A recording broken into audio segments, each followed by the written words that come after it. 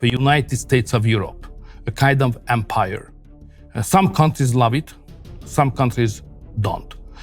We belong to the sovereignist, we don't like it. The morning after Hungary's official withdrawal from the European Union felt like an earthquake across Europe. In Brussels, flags hung awkwardly at half-mast as diplomats scrambled for statements that sounded calm but hid deep panic. For the first time since Brexit, a member had broken away, not toward isolation, but toward an entirely different power bloc. In Budapest, Viktor Orban appeared on national television with the BRICS banner projected behind him. He called it the rebirth of sovereignty, promising that Hungary would never again be a colony of technocrats.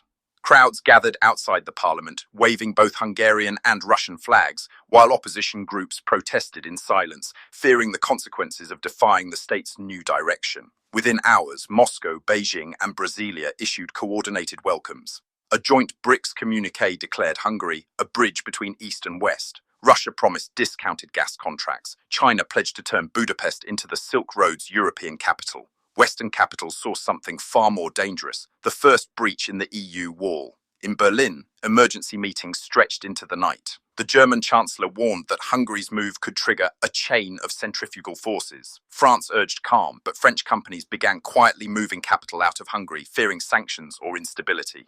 The euro slipped, and the Hungarian forint suddenly rose, buoyed by Chinese investment rumors. Inside NATO, confusion reigned. Could a BRICS member still host NATO troops? Could Hungary be trusted in intelligence sharing? Washington froze new military cooperation pending review.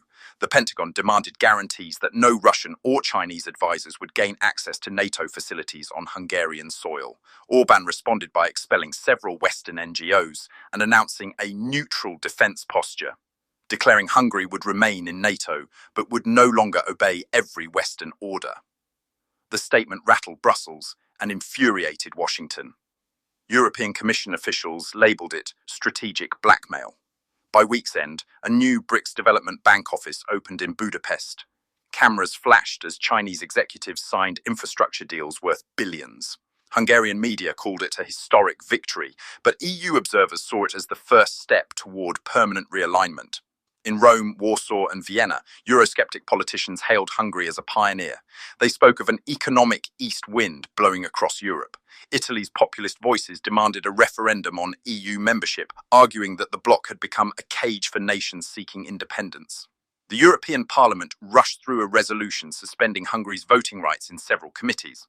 Brussels threatened to cut cohesion funds permanently, but Orban seemed unfazed. He announced the creation of a new Danube economic corridor, linking Hungary directly to Serbia and China's Belt and Road network.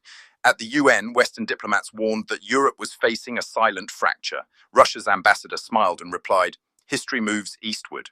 Days later, as the first BRICS summit featuring Hungary began in Johannesburg, Orban sat between Putin and Xi Jinping, signing the Budapest Accords. The document pledged mutual support for multipolar sovereignty. Western media called it the death of EU unity.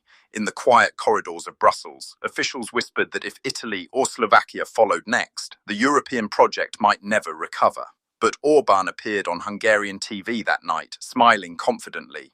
"The age of obedience is over," he declared. "Hungary has chosen freedom, and freedom has chosen Hungary." The screen faded to black, but across Europe, leaders knew the echo of that sentence would haunt them for years.